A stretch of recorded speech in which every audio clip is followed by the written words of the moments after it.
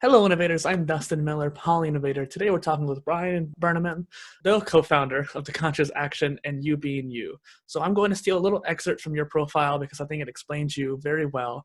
With a background in neuroscience and more than 15 years of experience teaching and practicing yoga, meditation, mindfulness, and different healing modalities. I love that whole aspect behind that. So you're able to synthesize modern scientific knowledge with ancient wisdom to help us and help clients, your clients particularly, get the results they desire. And I just love that excerpt there. It really exemplifies your knowledge there.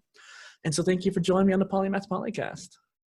Thank you, Dustin, for having me. It's a pleasure to be here and to be able to have a wonderful conversation about multiple topics. Yeah, that's one thing I love about the polycast, much or many for the poly word right there, is because we can go into all these different areas. We're not limited to just one aspect of your life. And it's funny because we talked about this before the recording, but there's a lot of construction going on. So that kind of confused me when I was doing the intro. So for those of you listening in, I apologize if that gets distracting. Hello and welcome to the Polymath Polycast. So the way I like to start the show is to have you share something about yourself that no one knows about you. So no one knows about me really how much I love watching TV shows. That's something that a lot of people don't expect that from me, especially when they know me from all of my different practices and all that I do from work. It's how many TV shows I actually love watching, and being able to have Netflix, it makes it easier. So that's something that a lot of people don't expect. Well, and with someone with your background, you would think that you wouldn't be attached to something so trivial in a way, but TV shows are a great way to just learn new things, enjoy yourself. And if that's the one way you find to relax, then so be it. Video games are one of my methodologies of that. And so it's interesting how you can get immersed into a world. Yes, definitely. I love it. It's always been a good way for me to be able to have time that I don't have to think too much, and time that I'm enjoying. And mostly I watch something that is funny. Like I watch a lot of comedy shows. So it's just a way of getting that laughter every day. Mm-hmm. What's a show that you've binged recently? I just been rewatching for I don't know how, like last night I watched a few episodes of Friends. That I used to watch it when I was a kid, so it's always good to go back into it, and I really like it. But yeah. I was watching The Good Place. That was the last one of the new ones for me that I hadn't watched before, and interesting topics in that one. Yeah, Netflix in particular has a lot of shows like Altered Carbon and a lot of deep thought behind the shows they have there. And even The Witcher, which is a video game series and book novel series, where it had a lot of nuance to it and a lot of background ideas you can only really get from that kind of world, so to speak. Yes, definitely. Yeah, a lot of things in there, so it's good. I love that. And so going into the questions here, what was your mindset 5 years ago and how have you changed since then? So 5 years ago, just a little bit over 5 years ago, I came to New Zealand, which is where I am now. And I came here with a mindset of trying to see what was life having in store for me, because I was living before in the US. I suddenly had to leave, and then I ended up coming here to New Zealand. So it was this new world of possibilities, but as well trying to see, is this what I want to be? Is this how I want to be in the world again? Because I'm sure that we'll get into it, but before coming here, I lived for a few years at a Buddhist center in California. So it was in the middle of a mountain, small community. So coming back into society, trying to figure out, is this what I want? And it was more of an open-minded mindset, and let's see if this is a good place for me. Whereas now I know that this is a good place for me. And for the past few years, starting to build something, now I'm more on instead of exploring more of, is this a good fit for me? I'm exploring how can I be of service to others now. It seems like there's that journey of becoming from a student to becoming a teacher in a way. Yes, definitely. And it is, like with every new place that I've been to, I lived in a few different countries. A lot of it is partly starting from scratch. So it's starting to understand people and their culture here, starting to understand what's my place and my role here, and being able to see, okay, like now I understand it. Now I can be of help. Now I can be of service. And this is the way that I'm doing it. Yeah, and it's interesting too when you explore a new place like that, you get this kind of thrill of exploring that new locale, the culture, and just what were some of the differences between the US and New Zealand that you experienced? Well, there's a lot of differences. One is the size of the country. This is a very small country compared to the US. The amount of population, like the entire country has almost 5 million people. So there's not that many people here, which was something that was like a good thing for me coming from living in the middle of a mountain. There's a lot more connection with nature because there's a lot more natural places all around, and it's easy to find an amazing and beautiful landscape 20 minutes from wherever you are. That's just for me that really changed things. Not saying that, what I was doing in California, that was amazing. Like I was living in the middle of a mountain, looking at the ocean, like in the middle of the redwoods forest. But when I was living more in cities, that was when it was different. Like here I am in New Zealand, in Auckland, in the biggest city of the country, and it's still full of nature everywhere. And that for me was really important. And as well, there's differences on how people behave. And one of the biggest things that I see that is different, and this is super generalizing, of course, is that in the US, people are a little bit more empowered to be all that they can be and to be the best and to win in a sense. Whereas here in New Zealand, there is what's called the tall poppy syndrome, that people put themselves down and keep everyone down. So it's not celebrating the wins, not celebrating when people are doing amazing stuff. So that keeps people a little bit in a smaller space for themselves. But I'm seeing now a change with that from the past few years already. So there's a lot of more self-empowerment and growth that people are going through. What do you think is better, to have too much or too little? I don't think that there's better. Mm-hmm. I think that it depends really on what one is doing with that little or a lot. It depends on, like, if what I want is to just have, like a piece of land and tend to my garden and have a family, like you don't need that much, you don't need a lot. If you want to create change in the world, if you want to tackle, like, climate change or like the mental health issues that we are going through, you need to actually play big. You need to actually get to that place of being like, okay, like I'm going for it. And like, so I think that it's not better or worse, one or the other, as long as it works for each person. Mm-hmm. And finding that balance for that person, because some people might be naturally more timid, they'll need to be more outspoken, and then the people who are more naturally talkative and outspoken might have a chance to calm down and see themselves more and see where they are. Yes, definitely. And that's always, at least for me, this is always my work has always been about balance. And balance in every aspect of our life. Like in terms of that, of course, like you can't live like at 100 like kilometers or miles per hour every single day.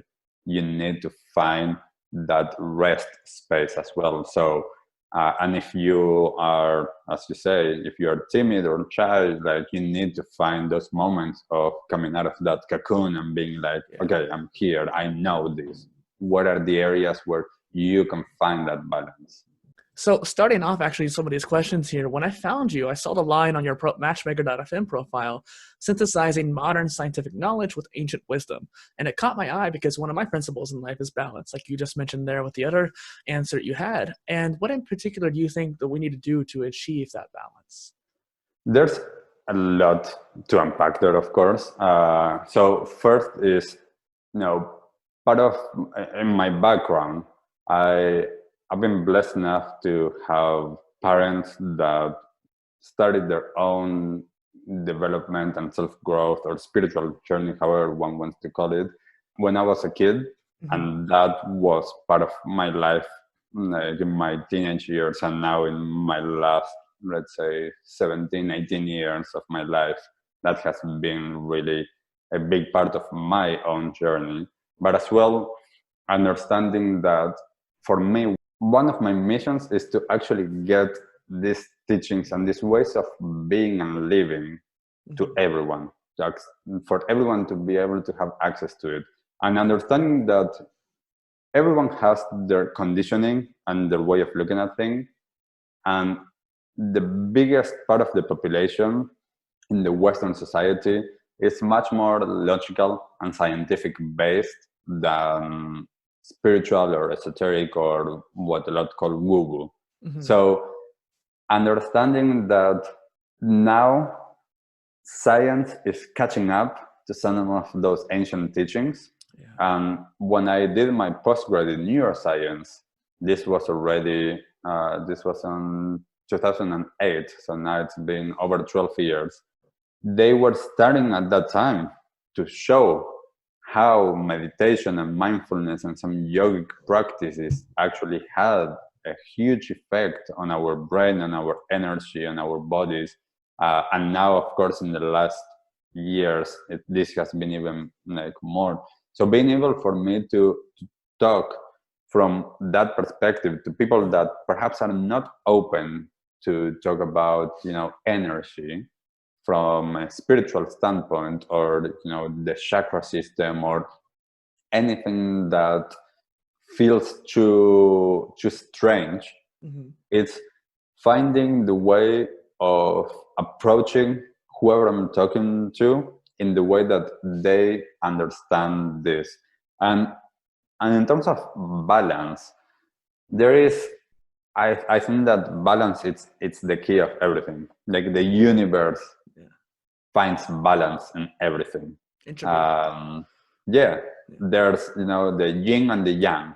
There's the dark and the light, the positive and the negative in a dualistic perspective. And then you have, like the unified perspective. But we are, for the majority of people and people's perspectives, we are living in a dualistic world, and we have that. And as I mentioned before, you can't go the entire day at 100 miles an hour. Like, you need at some point to find the rest. You need fuel, you need different things. So understanding how does our body work, understanding that, we live in a society where everything, at least in the Western world, we live in a society that everything is fast. It's like going fast. I don't know where we're going, but we're going fast. And people, the majority of people that I know and that I work with and that I see, they don't know how to stop because they are in this cycle, and it's stronger than them. That gravity and that pull is taking them towards that doing and that busyness. Whereas if they would just stop and breathe and ground themselves and find some balance, then they will be able to achieve a lot of those things, but in a way that it actually is good for their well-being as well. So we have all of these different aspects of ourselves, right? And like, we have our mental aspect, our body aspect, our spirit or soul aspect. We have our relationships. We have the way that we interact, our work, our families. So we need to find a way of making that all balanced and all working for us. And understanding, we live in a society now that it's full of things, and it's full of amazing like technologies, and there's nothing wrong with any new technology. Like the technologies is all about how we use them, and if we find the way of doing that in a way that it works for us, then that's good. So there's a lot of ways of really finding that like sweet spot Mm-hmm. with everything, like the ancient and the new, the like the positive and the negative, the good and the bad, the dark and the light, finding that spot in the middle. There's a lot to go off of there, but one of the biggest things I've noticed too is the idea behind science and philosophy coming together. And Simon Sinek's Start With Why, famous TED Talk that most people know about, that always makes me think of that, because the whole why, how, then what cycle, those circles that Simon talks about, makes me think about, like, when we ask the questions, what is this, why do we have this aspect of our world, like what is reality, so to speak, they're asking what it is. Well, some people approach it the scientific way and find out how reality works, such as like with atoms and biology and stuff like that, and then other people find the more philosophical way. Why is reality this way? And it's interesting how both questions are important, but when you find out both of them, when you look at both of them, you understand the what much more deeply. Yes, definitely.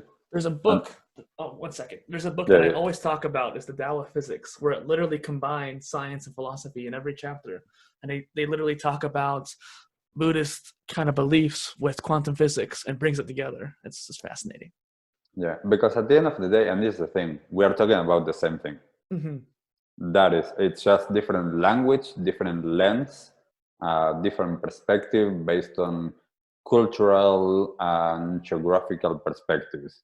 But at the end of the day, with most things in life, life is simple. Mm-hmm. We overcomplicate it sometimes, but we are talking about the same things. If one looks at all of the major religions and cultures in the world, at the root of them, if Yeah. you really distill them, they are all saying the same things. Yes, exactly. One of my favorite classes in high school was classical ideas and world religions, where we literally studied all the major religions in the world. And if you look at them, the Great Flood is a great example. Literally every religion in the world has some kind of historical marker, usually around the same time too, if you were to date it back, about the Great Flood. And it's just interesting how a lot of those originated at the same time, people talking about the same stories, just with different words and different morals usually from it. Yeah, and that's it. Like for me, and this is why I approach everyone Mm-hmm. from a place of compassion. I think that that is one of the biggest things, that in terms of finding balance and in terms of being like in a good place, finding that compassion for everyone and everything, I think that it's fundamental to the shifts that we need to make in our societies, because that enables us to not be polarized, to not see everyone as different and as someone that I might be afraid of because they look or they speak differently or they use different clothes or whatever. The more that I approach everyone with openness and compassion, then I'm able to see and to listen and to actually show up and see that at the root of it, they are just a human being, in the case of a human being, that wants to be loved, that wants to belong, and Mm-hmm. that wants to actually feel connected. So if I approach everyone from that perspective, then my life is so much richer. Well, it's like when you get in a car situation where someone cuts you off or someone's driving too slow or too fast and you're getting angry at them for some reason. One thing I used to say, even as a teenager, I don't know where this kind of came from in my thought process, but anger is a seed of corruption. And the more you feed it too, the more you're going to feel negative in your own life. And the more the actions you take are going to be negative. But when you kind of realize, why am I feeling this way? Well, they did something that made me angry. Why did they do that? Perhaps they're rushing down hospital because someone's taking care of them. Maybe they're having a bad day. They didn't even notice you. And you get that empathy behind that. And you start to feel, okay, maybe I shouldn't be angry in this case. Yeah, and that you're talking about, this is a really important thing And that example of like on the car and like when someone is cutting you off and being able to have that openness of being like, they might be like in an emergency instead of being like, you know, like, you like whatever. The idea with this is with the practices that I have done for many years and the way that I live my life has been getting myself to a place where that is not something that I need to get angry and then catch myself and then, you know, calm down and then see it like that. It's like, now that's how it is. Yeah. Getting to that place, this is done with that openness and consistent practice on every aspect of life.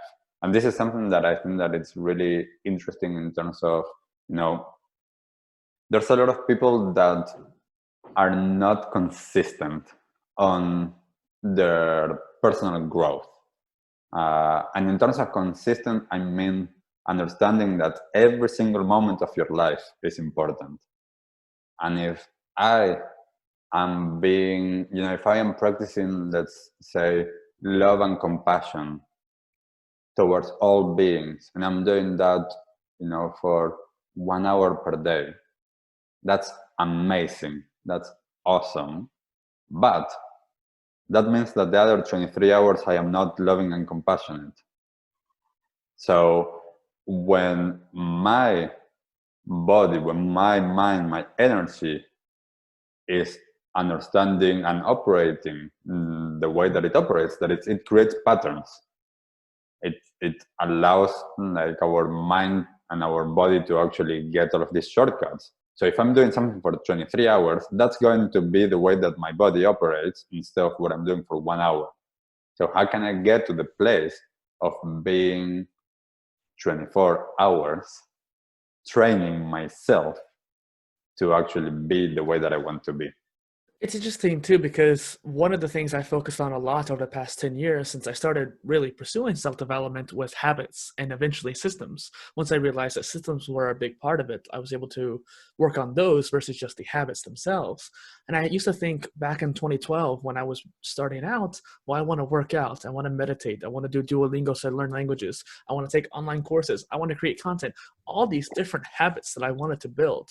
And I literally remember sitting there thinking, well, how am I going to do all this? How can I manage all these different habits in my life?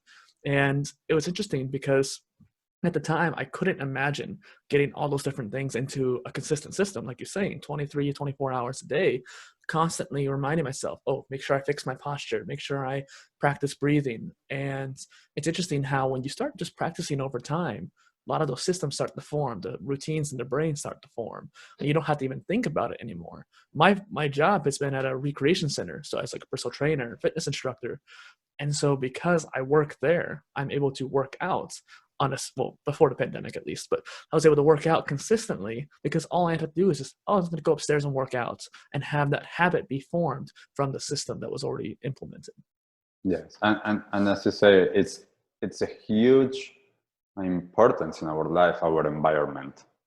If my environment enables me to be in a non-stressful, loving space, full of beauty, possibilities of actually me doing what I want to do, if I have a practice or if I want to work out or whatever, creating that environment, because we have this relationship that it's still for most people there's not that much of an understanding of there is no inside and there is no outside, or on another perspective the inside and the outside are reflected on each other. Yeah. So if my outside world is full of stress and full of toxic relationships, then that reflects as well in my inner life. Right. And that doesn't mean that everything is 100% a mirror, but that is not going to be helpful for oneself if I am all of the time in that situation. Sorry. Yet on top of that, it's an amazing practice to be able to remain in an open space, connected, and understanding equanimity, even in the midst of a super stressful and toxic environment. Yes. And it's interesting too. I mean, look at our camera feeds here. You have a piece of art behind you that gives you that creativity outlook and just saying the beauty that's right there. I don't have art in this space. Well, there's a map on the wall, but that's about it. But the whole space around me is pretty boring or empty. And I tried to make it a little bit more interesting for YouTube's sake. But it is interesting. If you look back at one of my first YouTube videos, one of my friends who saw it was like, wow, you only have your bed there. It's kind of creepy because it's almost too empty. But I wanted to keep my space open and minimalistic so I don't have too much clutter and things clouding my mind, because when you have that clutter in your physical space, it impacts your mental space as well, like you're saying. Yes, definitely. And that is something that, living a minimalist style of life, there's a lot of, as you say, like some things are super empty. But at the same time, it's really important to understand it's sometimes not about the things that you have, but it is about how they are perhaps placed and organized. And, like if it feels tidy for you, it doesn't matter anybody else. If it feels tidy for you, then you are okay. If for you it feels a little bit cluttered, then might be a reflection. Maybe not cluttered, but even the feng shui of it too. This room that I'm in right now, I have literally rearranged it 60 times because I can't find the right orientation to satisfy the needs that I want. And it's almost kind of an analogy for PolyInnovator as well, because I felt kind of stuck on what I needed to do next. What do I need to prioritize right now? And so it felt like I was kind of just rearranging things over and over again, like remaking the website or redoing some content or something like that. And now that the spaces has finally grown more into a comfortable orientation, I mean, I just did this new orientation last week, so it's still changing, but it is interesting how the similarities between what I'm doing digitally and what I'm wanting to do physically too. Yes, definitely. And this is one of the things that there is different approaches to how we deal with these things. And there is an approach that I would say it's all about understanding that the only constant in life is change, and allowing oneself to change all of the time, because in reality we are changing, although it seems that we are not. So it's balancing that change in the form of, for example, your room, all the time changing it, with the balance of stability, or at least outward looking stability, like making sure that this looks always the same and it looks tidy. The biggest thing with that is that, just like with every teaching and everything in life, there is no such thing as a one size fits all. Yeah. This is what feels right for you. So if for you it feels right to change your room every week or every month or whatever, go ahead and do that. Now, as well as doing that, is at some point giving yourself the chance to be, oh, I'm going to try this one for a certain amount of time, even if at some points during that time it doesn't feel right.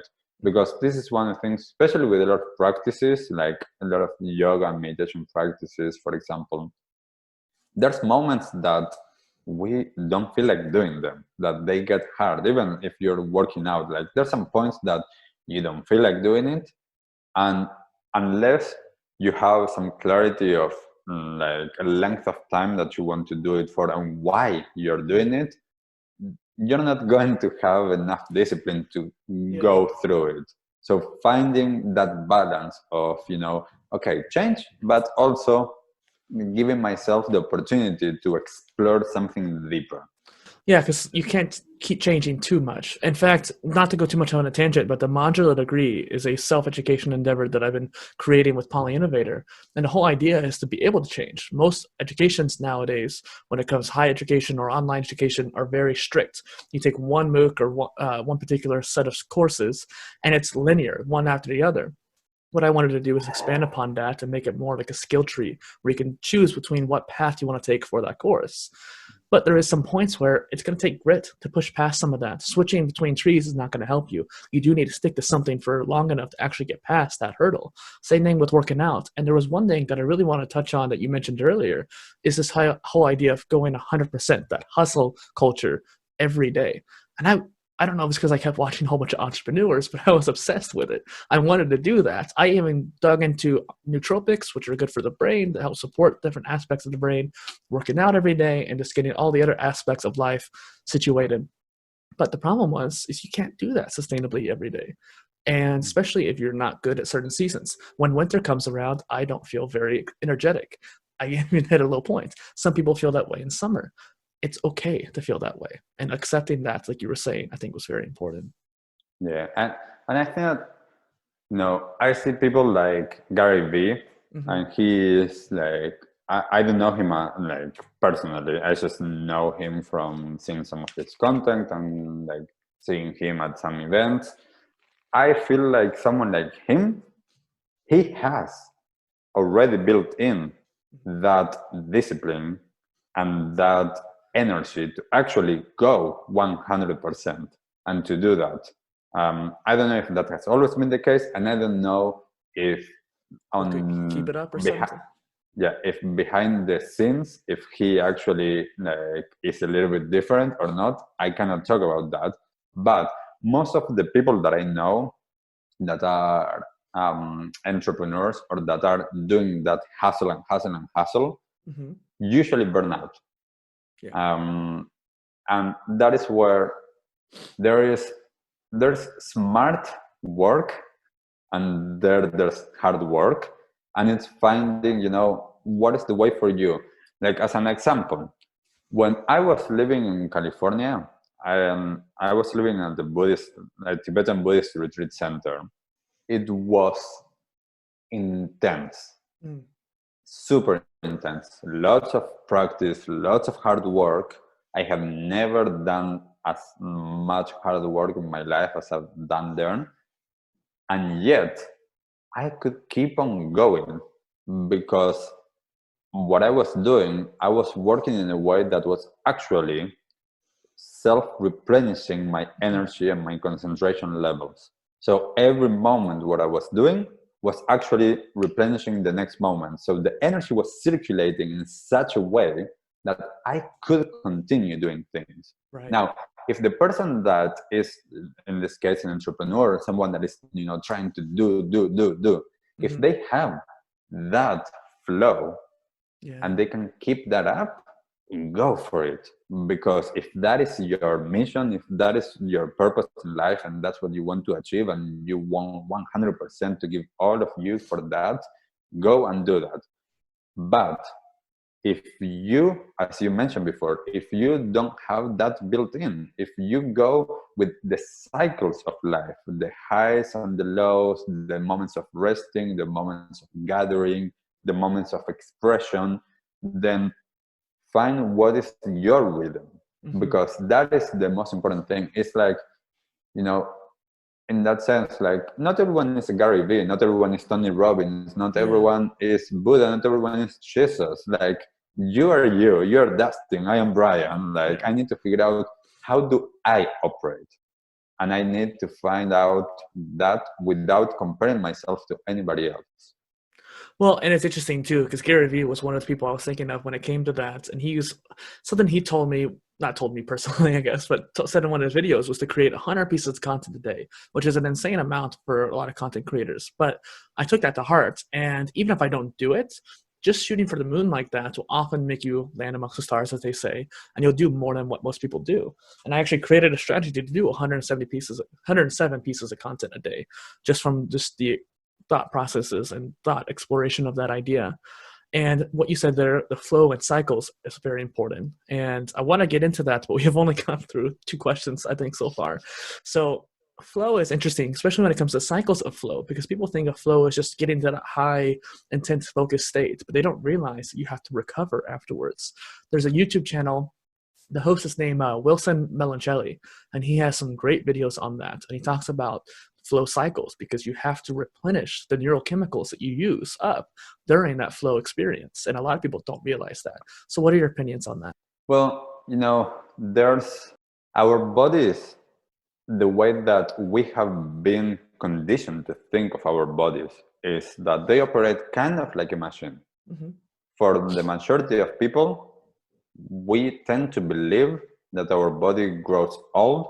That means that the body actually starts declining, that we are actually going to have less and less energy and less abilities as we grow. And also understanding that every single day we have a relationship with nature.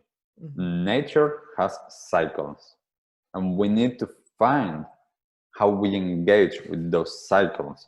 When I understand that I operate, like this is me, Brian, that I operate much better from an energy level and concentration level during the morning up until a certain time, and then in the afternoon up until a certain time, and that once the night starts to come, Mm-hmm. I don't operate in the same level of energy and concentration, then I need to figure out how do I engage with my life. So that means taking that time of rest. Yeah. That doesn't mean sleeping.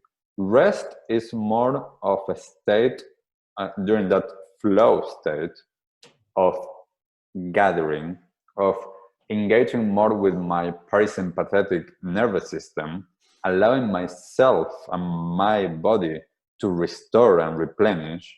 Mm-hmm. So then I can actually function much better the rest of the time.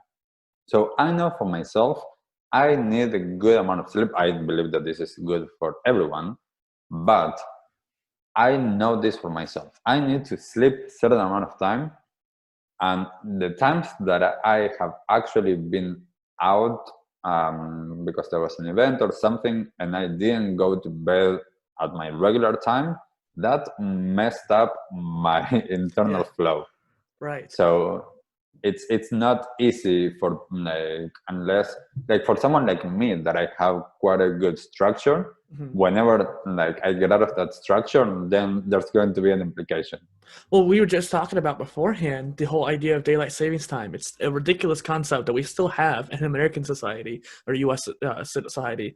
And it's interesting how just by changing that 1 hour, because we fall back an hour around this time.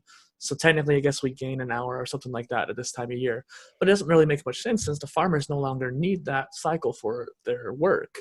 And so it screws up everyone's whole system. In fact, I was watching a TikTok video of a dog going to its owner saying, hey, it's time for dinner time. But the dog doesn't know that we changed the times. It's no longer the same time for them. And so it's interesting how our cycles are along that cycle. And you mentioned too, sleep, you need around 7 hours. Some people need more, some people may need less.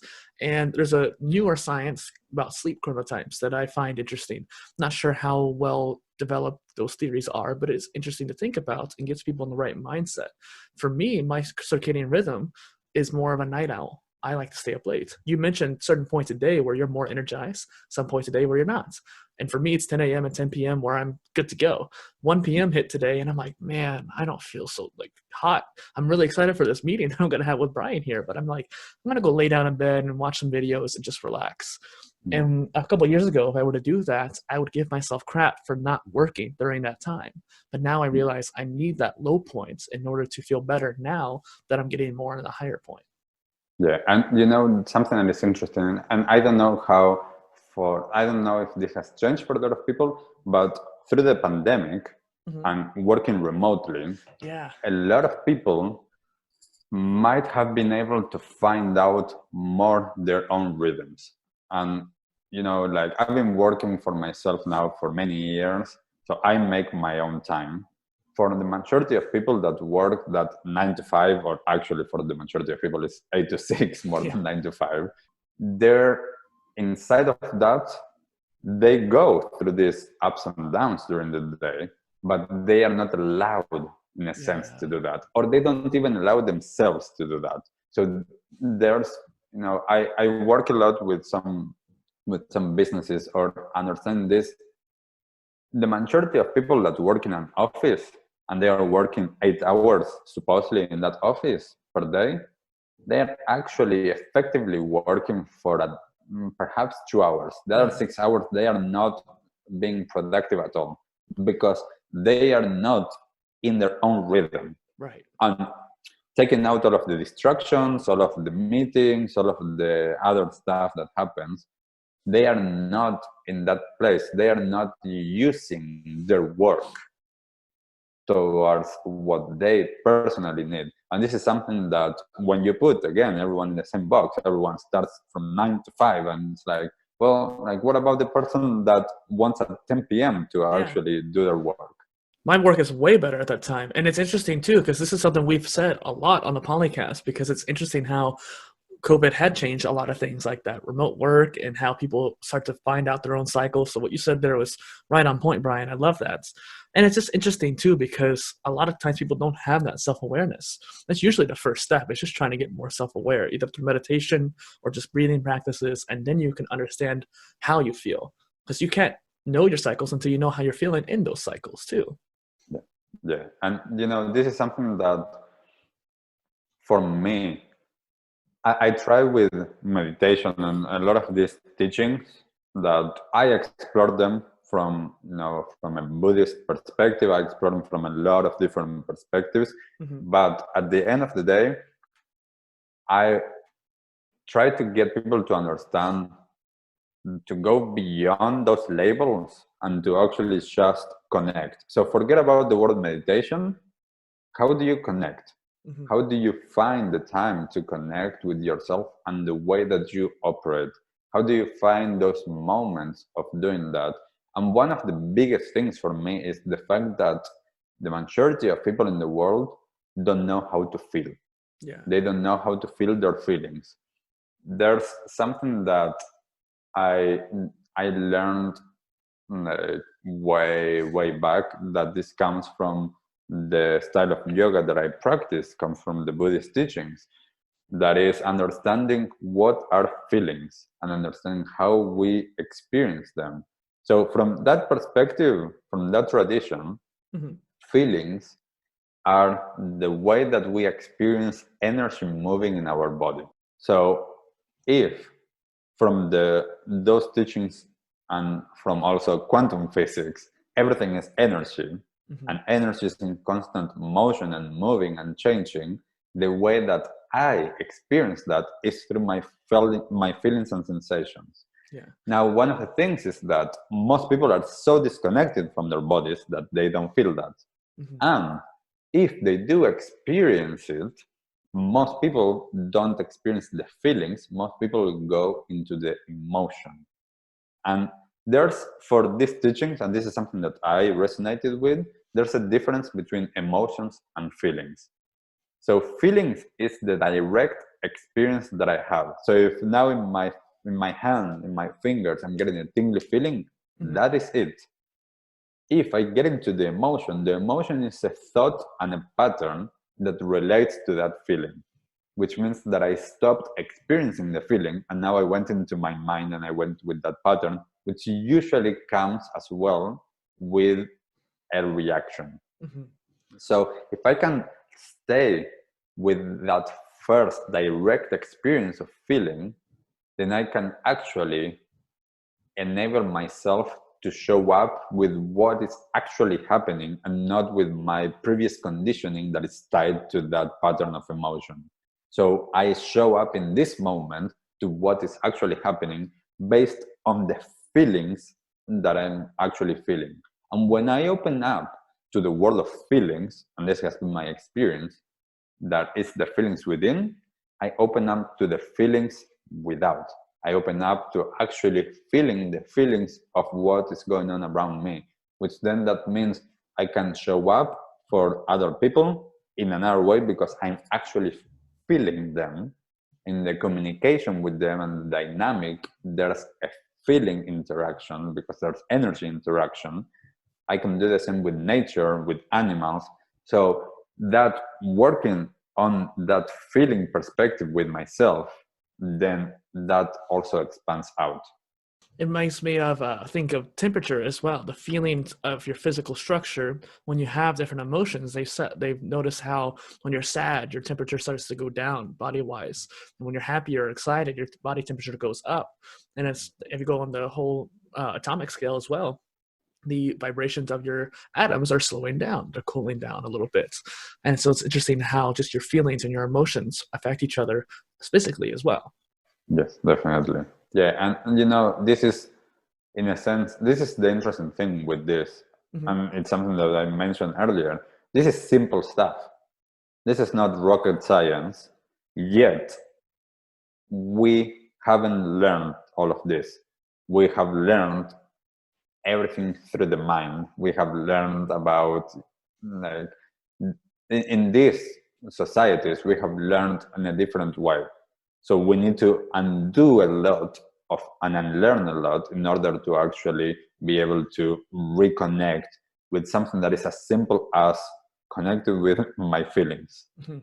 Well, it seems like the most successful people, and success is a pretty broad term there, but they are able to learn, unlearn, and relearn different topics and knowledge areas in order to actually pursue that particular area. So you have to unlearn, like you're saying, in order to understand something more.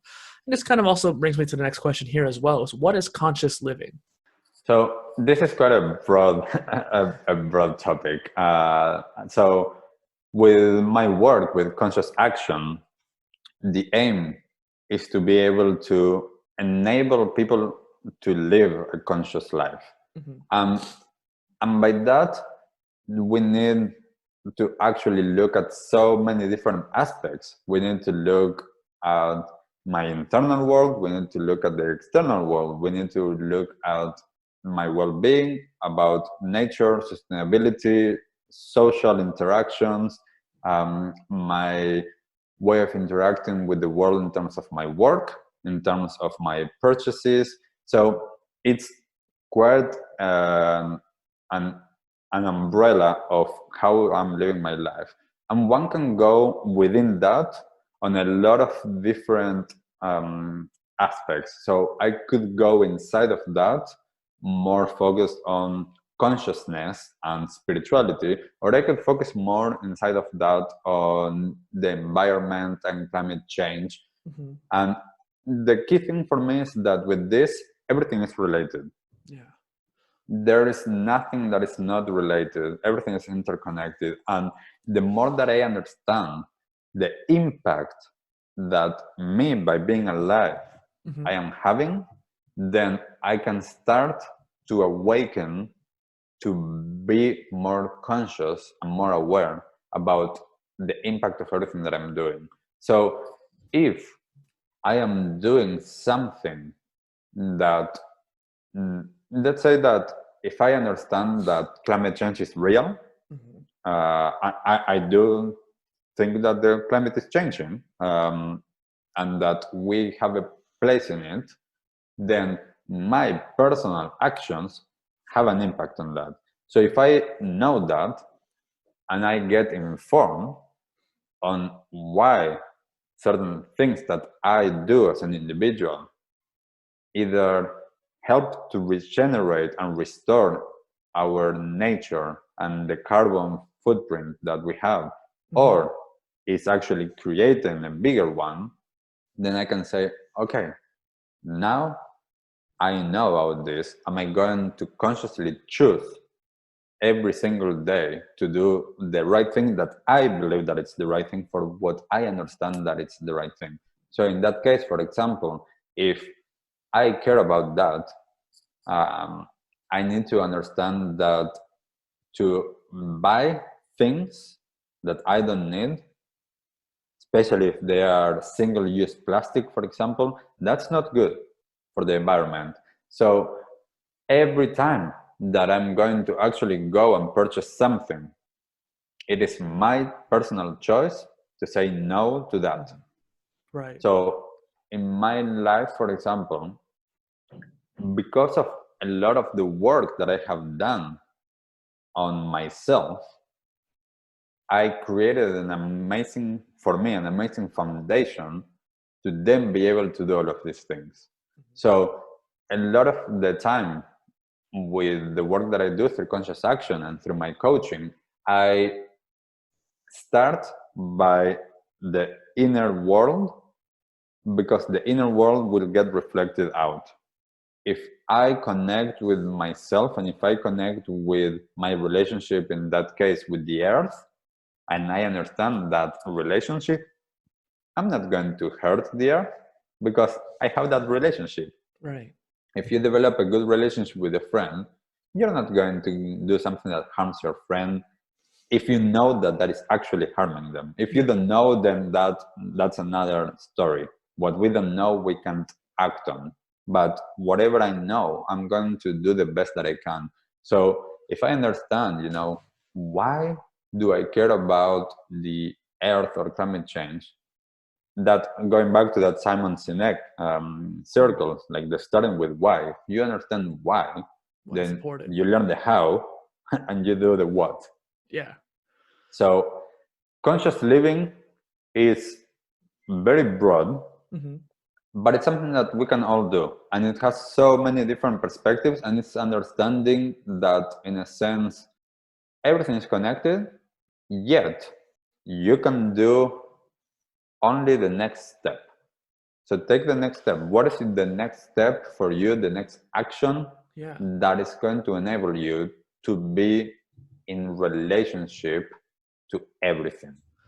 Brian, what you said there about everything being connected, I totally love that concept, and something I've heard from a lot of philosophies in the world. But one thing it made me think of is the idea of polymathy, the whole concept behind this show too. One of the concepts, at least, is this whole idea of being someone who's multidisciplinary and finding the connections between those disciplines. There's another concept of being an omnimath, of knowing all, but that's not really possible for humans to do. But it is a nice thought process. If everything is interconnected, which it is, an omnimath will be able to find the connections between all those different areas. Since we don't have enough time in our lifespans to do it, one of the best ways to try to go about that is to be polymathic, not just specializing, but going into different areas and finding the connections that you're saying there and seeing what can be done in those new innovative paths.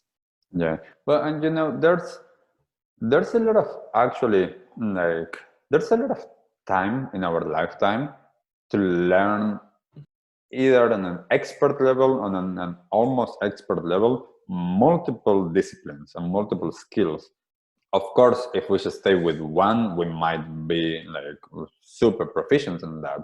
But there's a space for understanding that. And I loved, and the way that I was taught, the teachings of Buddhism and of Buddha.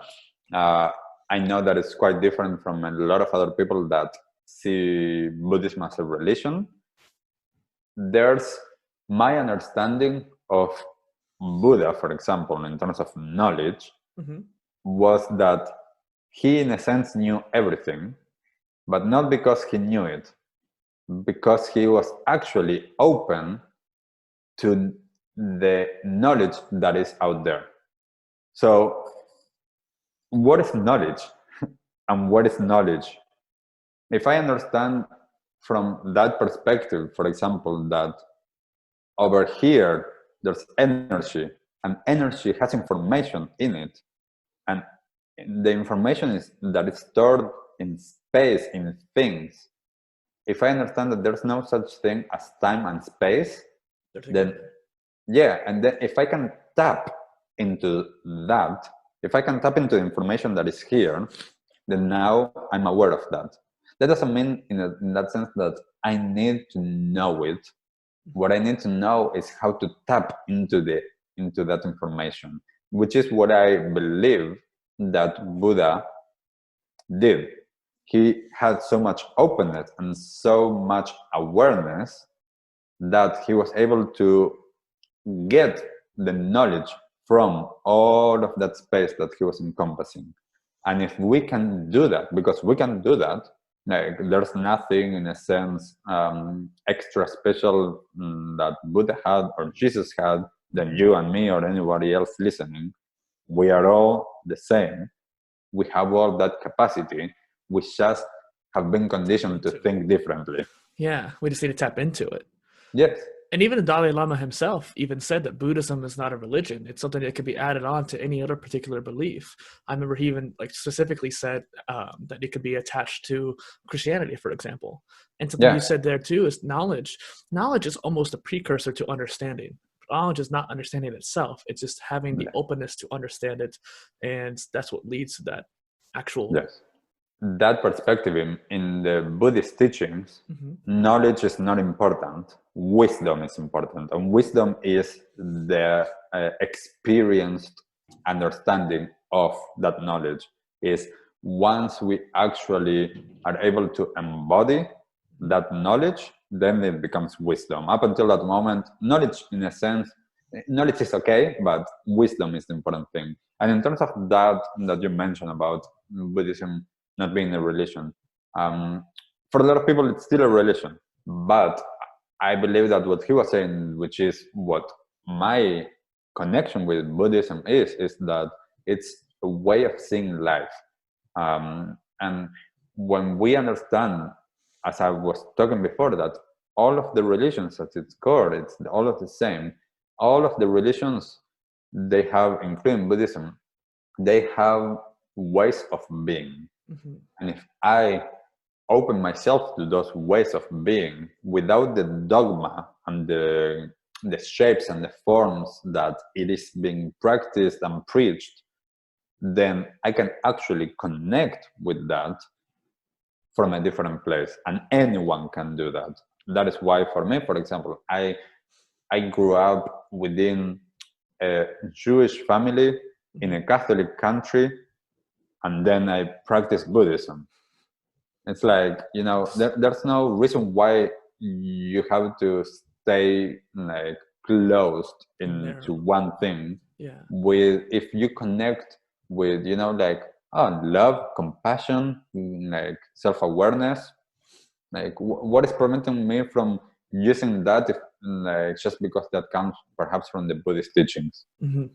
Well, and like you said earlier too, quite astutely, is that most religions or belief systems in the world are quite similar when you look down to it.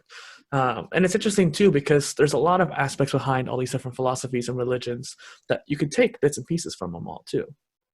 I find it rather fascinating that even after being a spiritual aligned person, student, teacher, and more, that you're also a prolific content creator as well. And it's interesting how even on your Instagram, I saw patterns of highly professional Instagram pages where you had a video and a great quote and then picture of you. And the patterns like that come after experience too. So what brought you to this point of being a creator?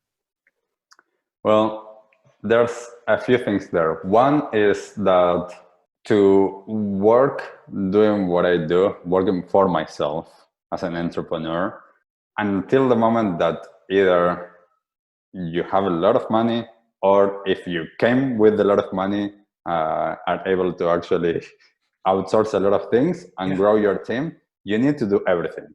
And you need to learn how to do everything. I do have a background in communications. I studied at uni. I did 2 bachelors, one in journalism and another one in social communications and marketing. So I do have a little of background on that. And some of my work through the years was with marketing. So I have that aspect that I know some of these things. I'm not that up to date with a lot, but in this world, when I came to New Zealand, Mhm. like people here didn't know me. So it was a very different perspective on like, okay, like, people are coming to my classes, are coming to my workshops. It's all good. Here it's like, why would someone come to like my workshops? Yeah. Nobody knows me. So, it was, I need to start doing things a little bit different, and I need to promote, and I need to understand, the way that a lot of people nowadays use their time is on social media, and I need to cater in a sense a little bit to that, because I want people to be able to find out of these things. I want to give people some good content, yet at the same time I don't like spending time on social media. Right. Um, It's a so balance. I have this balance for myself of of finding the times that I do create like a good amount of content, and then times that I don't do anything. So, for example, if you might go to my Instagram profile and see that perhaps I haven't posted anything in 2 months, or some other times, I'm posting every single day.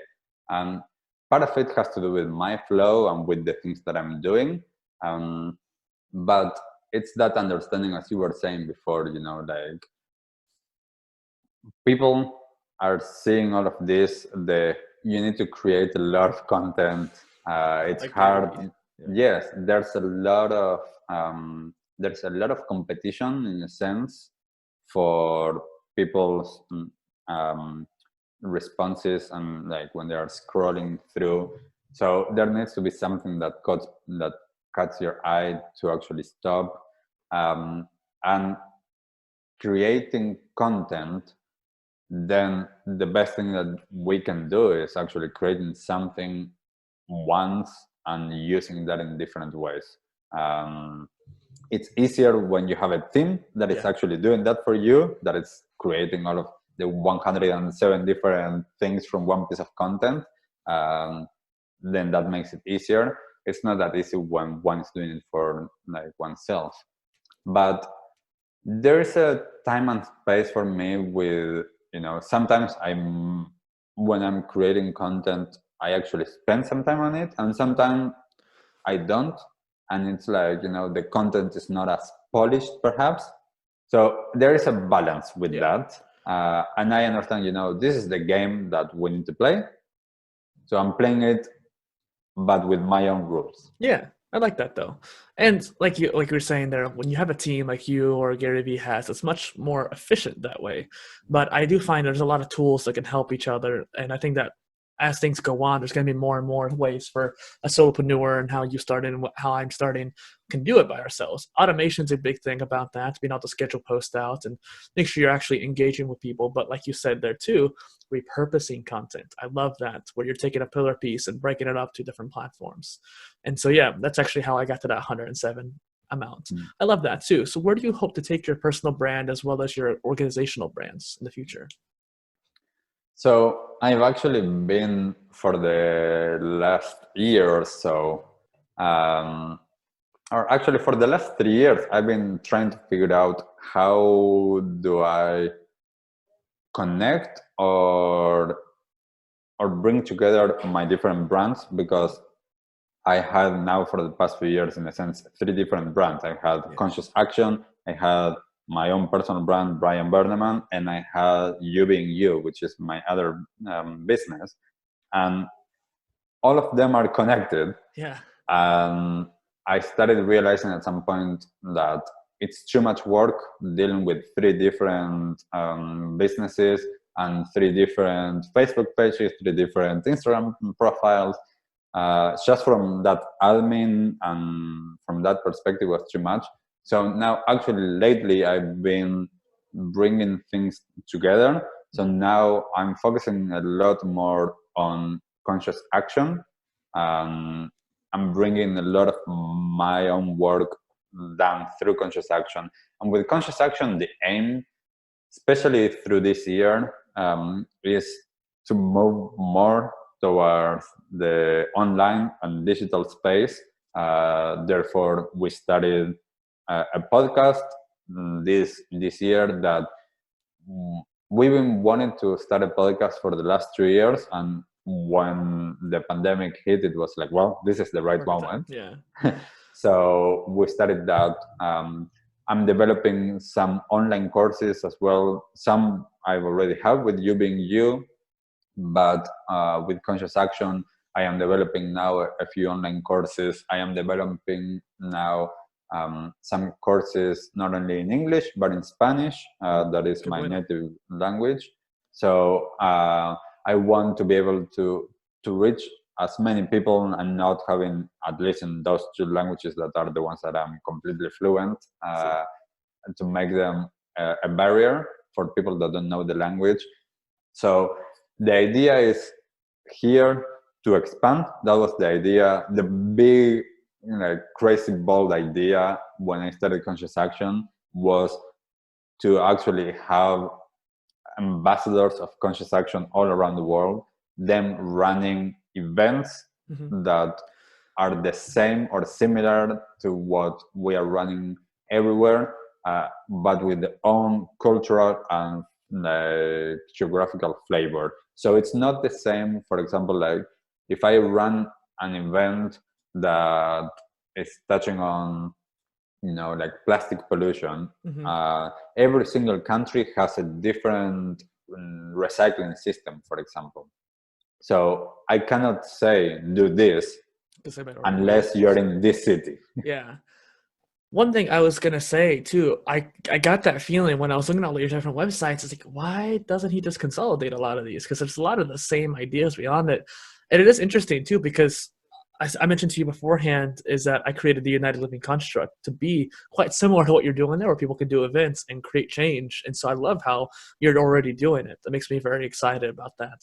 And I'm wondering how you might be able to mentally exploring this, but how can you combine those into maybe a new combined brand, so to speak, or Conscious Action becoming the main hub and everything else kind of falling underneath that domain. But it's just interesting how that's kind of just this new way of internet company organization, so to speak, and how that structure is. Yeah, and the biggest challenge with that are a few things. One is that some of the brands are already established. Some people know me from there. Some people know me from the other one. With two of my business, I have business partners that they are different. So as well, that is a challenge of, how do I bring all together? But as well is the understanding that, and this is what sometimes internet makes some of these things easier. When there's slightly different target markets, sometimes it's better to separate things. And this is in that sense, the journey that I've been going with my businesses and trying to understand how do I consolidate and what I perhaps have, like now I'm doing, as having Conscious Action as the umbrella company with the other like businesses still running, but under that umbrella. Well, it's interesting too, because I've been fighting against this whole idea of a niche. I don't like having just one niche. Obviously, with the whole polymath concept, that kind of gave me an excuse because my niche became polymathy. But beyond that, I was able to have sub niches that or it's basically the umbrella for all those sub niches, quite like what you're saying there. So it is interesting just to think about too. Well, and considering all of the various points of interest in your life too, there's all these different brands you're running and keeping up to date, like you're saying, you've become very multidisciplinary just to be able to handle it all, it seems. Do you get overwhelmed as much? Not really. That's good. And I think that is mostly because of my practices and my foundation of that. Yeah. I remember the last time that I was stressed many years ago, and I haven't had that since then. And it's something that for me it's really good. Like, it doesn't mean that life doesn't have its challenges. It just means that I am not getting overwhelmed with it. I allow myself to do as much as I can until the moment that I feel okay, that's enough. Go and do something else in terms of work, or trying to fit things together, money and relationships and everything. It's my experience of all of that, and I don't need to get to that place of being stressed and overwhelmed. Like, what's the point? Well, like you were mentioning earlier, you understand your cycle. So when you feel like anything's getting too hard, you know how to react to that and stay proactive. And I think you had a great answer there. So I'm really glad I asked that question too, so people can hear what you're saying and understand the why behind what you're doing is very important. And speaking of multidisciplinary, actually, something I ask all my guests too is, what is a polymath to you? So for me, it is about understanding that we are human beings. And as human beings, we are already this incredible and dynamic configuration of energy that we can actually look at so many different things and be interested in so many different things and explore so many different things, because that's how we actually can live a rich and full life. So the more that we allow ourselves to understand that, we are multidisciplinary, we are built up for that. Even though people might not see themselves as that, we are already doing it. Mm-hmm. Even if you only work on one thing and have only, in a sense, one skill, you have a lot more. It's just that a lot of times things are focused on the work perspective instead of, like, I'm able to grab like my water bottle and drink. I'm able to like cut my food and eat. I'm able to shake hands. I'm able to hug people. Like, Well, not during the can I? pandemic. Well, yes, unless they're at home with you. Yeah. But can I see all of those different things? I can turn on my computer. I can, read a book. I'm already doing so many different things that require so many different aspects of my being to be engaged, Mm-hmm. that we are already that. But we usually, a lot of these things, we look at it from a skills and work perspective. And what can do with So money? yeah, and starting to see life as more than just that, and Yeah. understanding, that yes, work is a huge part of our lives. For most people, work is most of their life, but we need to understand that work is not everything, and that the way that we want to engage in the world is what matters. And work is an amazing tool to do that. So work for me is the way that we show up in the world and the way that we express our gifts to the world. And we are all different, but the majority of people are not doing that. The majority of people are just going through the motions. So it's finding that way of being able to show up for life, in your life, for the people around you, and for society, for everyone, Mm-hmm. with all of the tools and the skills that you learn on the way, and allowing yourself to be that. Well, and it seems too, there's a lot of people who just don't realize how multidisciplinary, like you're saying, people already are. And even with the whole work and hobbies, even beyond just having the basic skills of talking, drinking, eating, cutting, and doing all the basic skills that you're mentioning that are already multidisciplinary aspects of your brain, connecting different neurons together, those connections spawning to the actions that you're taking. Beyond that, people have hobbies. Even if you have just one company that you've worked for, one career, you've often worked multiple mini careers in that particular company. And so by the time you're 80 or something like that, you've already worked multiple careers, gaining multiple skills too. Yes, and I just want to touch on something that you just mentioned, and this is just something from a mindset perspective. Like, why is drinking or eating or all of these things basics? Mm. Those are super intricate functions that our body plays, and it's only basic because we have believed that they are basic and that everybody does it.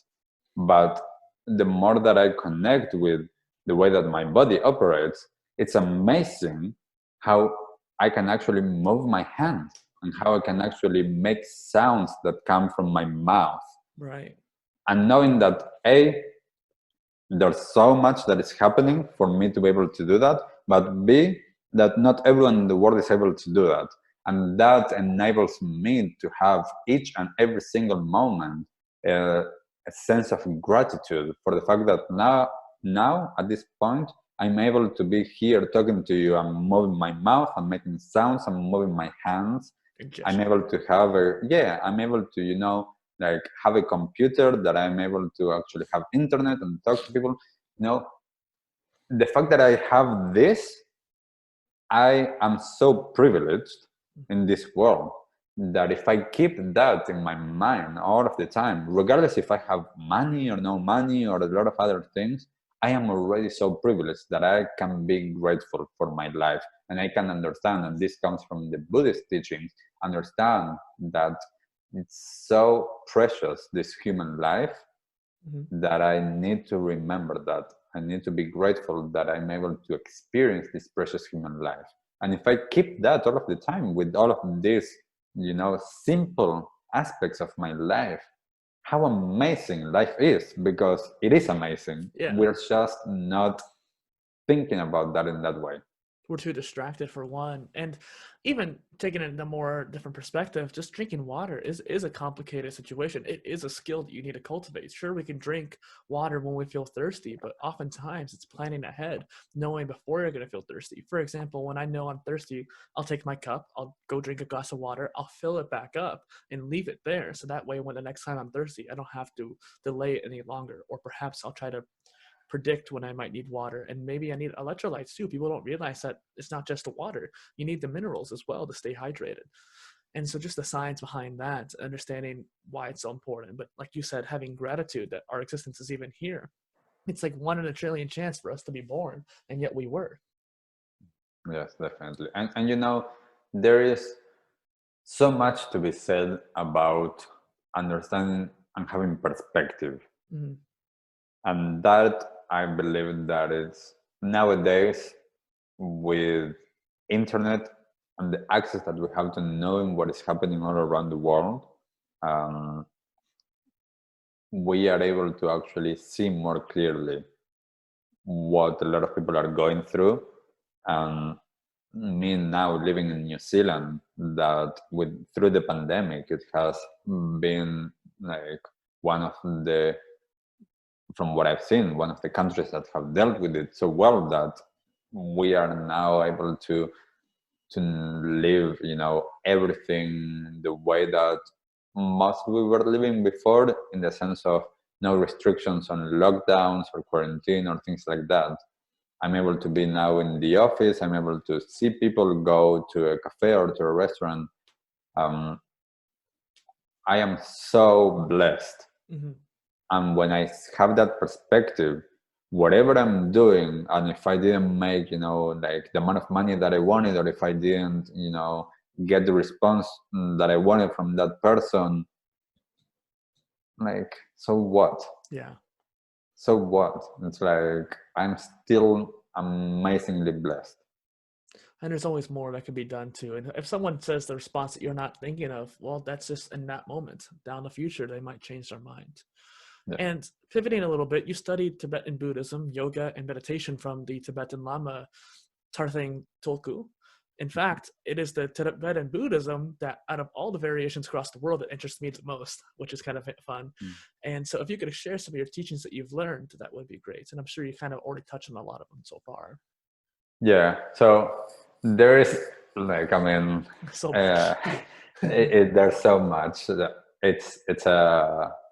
It's a lifetime of study and practice, and I don't consider myself an expert at all. I know that I had a lot of experience, and I studied a lot, and I practiced a lot, and I had the amazing privilege of being able to take a few years of my life to immerse myself in that, and to be able to really embody the teachings. For me, there's a few things. One is understanding that what I learned from Tibetan Buddhism, again, as I mentioned before, not as a religion, as a life philosophy, and understanding that there's the main teachings, very simplistic. It's all about love, kindness, compassion, and awareness. There are really important differences between the different Buddhist cultures from the world, because the Buddhist teachings have actually been flavored by the local culture of whatever they want. So if you go to, yes, if you go to Vietnam, if you go to Thailand, if you go to China, if you go to India, if you go to like Nepal, to Tibet, there's slight differences in the teachings, just because they were merged with whatever was there before. Mm-hmm. In Tibet, the teachings went from India, that is the birthplace of Buddhism, in around the 7th century to Tibet, and it was an amazing work of bringing the teachings there, of translating all of the teachings, and really the population in Tibet got behind the teachings. So the culture of Tibet is a Buddhist culture, mostly. And then some centuries later, around the 12th century, there were what's called new schools of Tibetan Buddhism. So the one that I studied and practiced, it's called the Nyingma tradition, which means the ancient one, which is in a sense the original one that went to Tibet. And there's a lot of teachings that have to do with suffering in the Buddhist teachings. The Four Noble Truths, that is one of the most important teachings. I believe that a lot of people are seeing that from the wrong perspective.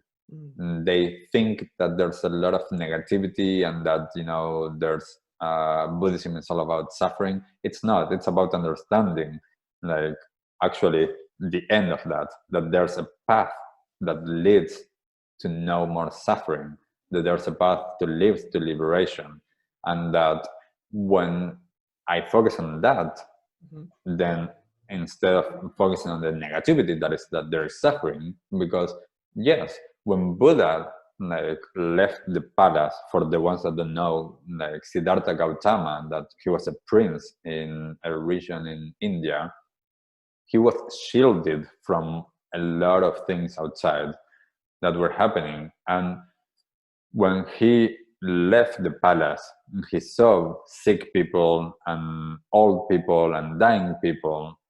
He started seeing that suffering. Yet he sees a monk that is what it seems like in stillness and what it seems to be in a happy state, at least at that moment. So he notices there is a path out of that, and he goes on a quest to find that for himself. And what I love about the Tibetan Buddhist teachings is that work, for modern society, work is at the core of the Tibetan Buddhist teachings, and how to use work as the arena for your development, for how you show up in the world, and what work are you doing for yourself and for others. And there's of course a lot of things that in the teachings we do that perhaps from the outside perspective people would be judging, like chanting mantras or doing certain movements, like in yoga and some of the different practices that are done. But there's a reason why those are done. And I have found for myself, for example, that chanting was one of the best practices for me.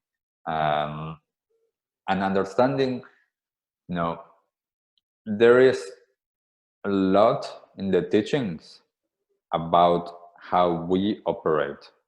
So in the Buddhist teachings, there's a very, I could say, for a lack of a better word, a very scientific based approach to our mind, our mental capacity, our emotions, our feelings, and the way that our body functions. Right. So a lot of the practices, for example, with Tibetan yoga and Tibetan meditation, have to do with that understanding of how I work and how the energy flows in my body or doesn't flow. So if I can actually open all of those channels, that some of those channels are what are called the chakras or the meridians. If I understand that and I understand how to make that energy flow, I can connect with that, as we were talking earlier, with that flow of life, and actually be in flow. Then I can stay connected from a different place. Then there's a lot of teachings that have to do with gratitude. Uh-huh. Gratitude is big for the teachings. And then there is something that it's called the path of the Bodhisattva. So the path of the Bodhisattva is really important. It's the path to becoming enlightened in a sense, but the motivation is to become enlightened for the benefit of all sentient beings, and bowing to, in a sense, keep on doing the work until every living being, every sentient being actually gets enlightened. Mm-hmm. So enlightenment is a big part Yeah. of the teachings. Is how do you get to that place, and understanding, in a sense, the different approaches that there are. And one of the key things for me is as well that there is in the teachings, there's what would be the guidelines and the rules for how to live. And what I actually love about them is that they are not dogmatic. There's a reason why those rules were implemented, which then that means that whatever rule wasn't implemented, and now we need a guideline, in a sense, for how to live with a new technology like internet, then we can understand how is the thought process to make that happen. So to give you an example, like with that, Buddha was living in India, right? And he was a wandering monk. They were walking around and they were going from like village to village. They were trying to get food and they were trying to do their practices. And, someday someone from his following perhaps had an interaction with one of the people from the village that were giving them some food, and something unpleasant happened there.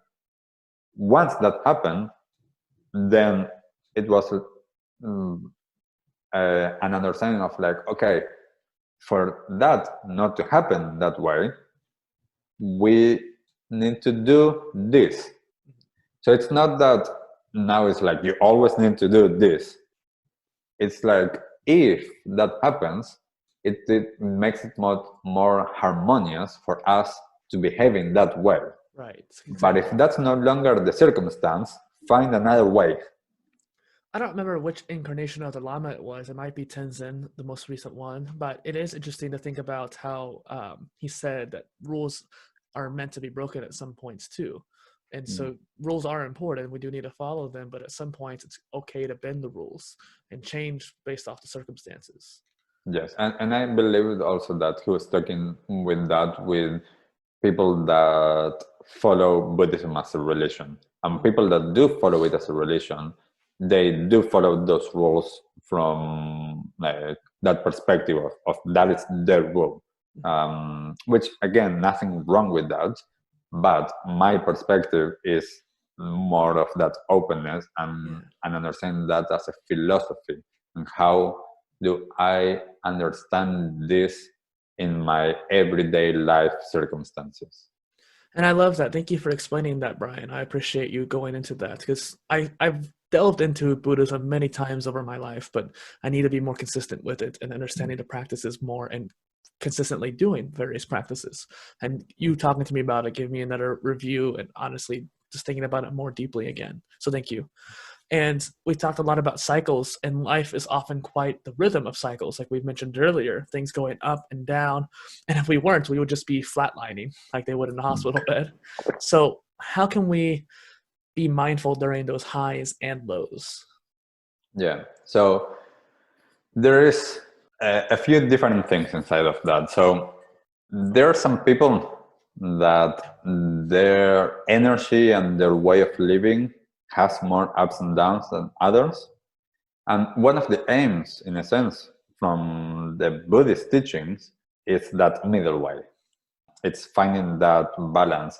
And that doesn't mean that then everything is flatlining, like life is nothing, life is blah. Like you can still find within the center a lot of excitement. Now, the thing is that there's nothing wrong with the ups and downs as long as you understand them and as long as you understand how you behave and experience them. The main thing of how to, in a sense, learn to deal with them is to have a discipline and in the form of a practice and to be disciplined with it. So my teacher used to say, we have these three different times, right? The ups, the lows, and the highs and the lows, and the neutral. In the highs, we think that we don't need to practice because everything is going well. In the lows, you're not going to practice because you feel like shit. Mm-hmm. In the middle, it's the only time that you would normally practice. But for the majority of people, they live on the highs and the lows. So there's not enough time there. So finding the right discipline and making sure that you consistently practice that regardless of if you're in a neutral place, in a high or in a low, because then that becomes your new way of being. Mm-hmm. And then you can actually deal with whatever is happening to you. So I learned, because I used to have way more ups and downs than I have now, I learned that whatever was happening was either going to be a problem mm-hmm. or was just going to be a situation. So every situation in my life, how I engage with it mm-hmm. is going to be what makes it a problem or not a problem. And I, through my practices and through my understandings, I got to a place of engaging, and of course I'm not perfect, of engaging with most of it from a place of, that's a situation. So I can actually be with whatever happens here or there or anywhere because I am grounded. Right. I am being in my body, in my being, and I can understand that whatever is happening also, and this is a big thing from the Buddhist teachings, nothing lasts forever. Everything is impermanent. So if I understand that, the high at this moment, when I'm in it, mm-hmm. in the present moment, I need to understand how to actually be with it and in relationship with it, but as well understanding that that's not going to last forever. The same with the lows. And if I understand that relationship of being in the present moment, in relationship with what is happening to me, and at the same time understanding this is not going to last forever, mm-hmm. that both views are going to enable me to navigate in the best way possible those. Right. And when things are too high, you don't live at the extremes that they're too high or too low. When things are too high, you know that, okay, things are bound to go down. I should prepare myself not to get too excited from the high. And when things are low, not to let yourself fall down the pit too much because you know that things are only bound to go up. Yes. Yet, okay. Actually allowing yourself to experience them. Mm-hmm. Because if we are always in the future, thinking, oh, this is like, I can't stay this high because like then there's going to be a low and I need to prepare myself for the low, then I'm never actually in the high. You don't feel it. And then, yes, so it's a balance of being in the present, experiencing what it is, but with the knowledge that then that is not going to last forever. So in a sense, you are preparing yourself, but you are in that moment, in that time, in that space. Right. Right before we wrap up, I have one more here for you.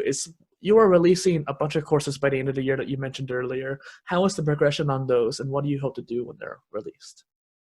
Yeah, so now I'm in the space of developing the curriculum and developing a little bit of the journey that I want people to go through. I'm developing now at this moment, and I need to, in the next 2 weeks, do the filming. Mm-hmm. I'm doing a course now on Foundations for Conscious Living. It's a 7-week course. another one that is on how to live waste-free, so reducing our waste, or zero waste living. Another one that is on living without stress. And I believe, these are all the foundational courses that I hope that people are able to actually engage with and to take them in, because just as I've been able to have that foundation that enables me to live consciously, to live with as low of a footprint and as high as an impact that I can. My aim is to allow people to find those ways of connecting. And this is not for everyone. Not everyone is going to connect with me and the way that I teach and the teachings that I share. And I'm always totally okay with it, because we're all different and we all resonate with different things. But my aim is to be able to, before the end of the year, to have them live and to have the possibility of people to engage with them. And for those that want, until I am able to release more next year, for those that do want to go deeper, to actually engage with me, with the coaching that I do, that always for the individuals when I'm doing, especially the one-on-one coaching, then of course that is like a deep dive into all of that. I love that. And like you said, they are quite foundational for a lot of world change. And I think that if everybody were to take them, there would be a lot more positive balance. And so I'll make sure I have links in the description, but where can people find you online? Cool. So consciousaction.co.nz, it's the website. Conscious Action NZ on Facebook, on Instagram, as well as brianberneman.com or Brian Berneman on social media as well. youbeingyou.org or youbeingyou.org as well on social media. So those are the three websites and channels that people can find me. And as well, just message me. Like, I am always open to receiving emails and messages if someone is going through something and I am able to help. I'm always open for that. I love that. And whenever we connected, you were quite open, just right off the bat. So what would be a call to action for the audience today? A call to action is to connect to themselves, to actually take the time. So if you're listening to this, take a deep breath.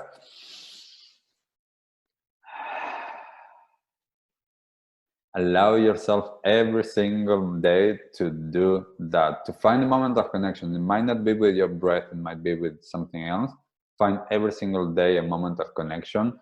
And if you resonate with what I'm saying and you would love to check more, go and check what I'm offering. But if not, do what feels right for you. The more that you develop awareness and consciousness on how you're living your life, the better the world will be. Yes, I love that. And so thank you for coming on, and thanks for being here. Thank you for having me. It has been an amazing conversation. I love sharing. I love talking about all of this. And we had so much more that we wanted to go through this episode. So I hope that we can have another conversation soon. For sure. And so once again, this is Dustin Miller, PolyInnovator, and Brian Berneman on the Polymath podcast. Cheers. Cheers.